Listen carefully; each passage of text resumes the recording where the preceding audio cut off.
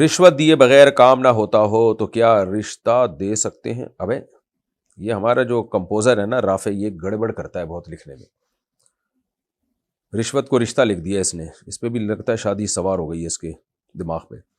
رشوت دیے بغیر، ویسے شادی شدہ ہے نہیں سوار ہوئی، اس کا سسرال پریشان نہ ہو جائے کہیں.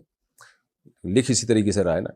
رشوت دیے بغیر کام نہ ہوتا ہو تو کیا رشوت دے سکتے ہیں؟ اپنے جائز حق کے لیے رشوت دی جا سکتی ہے. بعض دفعہ یہ ہوتا ہے کہ آپ کو اپنا جائز حق بھی نہیں مل رہا ہوتا جو آپ کا رائٹ ہے، تو پھر ایسی صورت میں آپ رشوت دے سکتے ہیں تاکہ آپ کو اپنا حق تو ملے نا.